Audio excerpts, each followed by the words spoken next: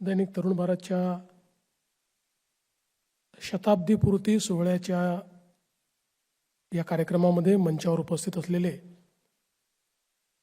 परमपूजनीय सरसंघचालक जी डॉक्टर मोहनजी भागवत, आपल्या सर्वांचे लाडके नेते आणि मार्गदर्शक माननीय नितीनजी गडकरी,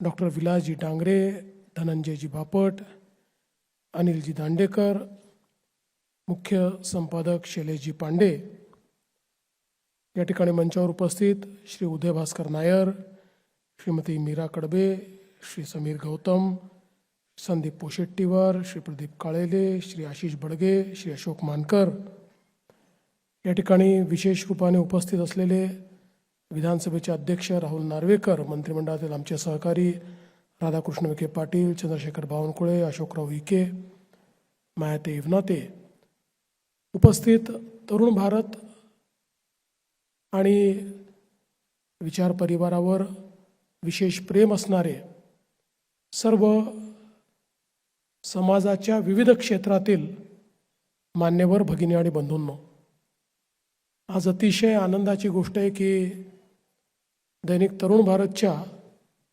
शताब्दी पूर्ती सोहळ्यामध्ये समर्पण या एका अतिशय सुंदर पुस्तिकेच्या विमोचन प्रसंगी उपस्थित राहण्याची संधी मला देखील मिळाली.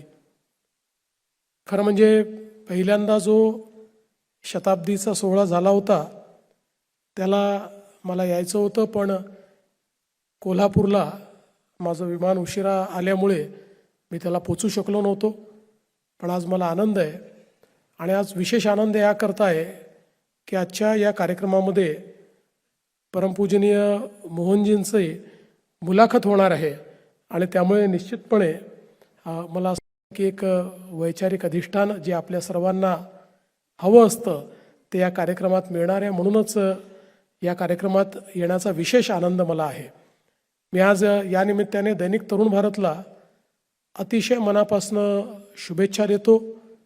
विशेषतः सर्व आजी माजी संचालक मंडळ, सर्व जे संपादक किंवा ज्यांनी व्यवस्थापकीय प्रबंधक म्हणून काम केलं, अशी सर्व मंडळी ज्यांनी तरुण भारतच्या या संचालनाच्या संपूर्ण कार्यामध्ये विपरीत परिस्थितीतही विचार म्हणून हे कार्य अविरत सुरू ठेवलं, अशा सर्वांचं मी अतिशय मनापासून त्यांचं अभिनंदनही करतो, त्यांचे आभारही मानतो.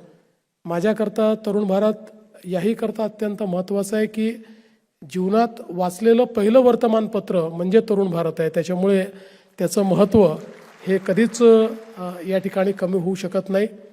आणि शताब्दीपूर्ती याकरता देखील महत्त्वाची आहे की कुठलंही त्या ठिकाणी राजकीय पाठबळ नसताना किंवा राजश्रयाविना ज्यावेळेस एखादी सामाजिक चळवळ ही 100 वर्ष पूर्ण करते त्यावेळी खऱ्या अर्थानं तिच्या पाठीमागचं जे वैचारिक अधिष्ठान असतं तेच त्या 100 वर्षाच्या पूर्तीकरता त्या ठिकाणी कारणीभूत असतं आणि तेच तरुण भारतने आत्तापर्यंत पाहिलेलं आहे, आपल्याला दाखवलेलं आहे.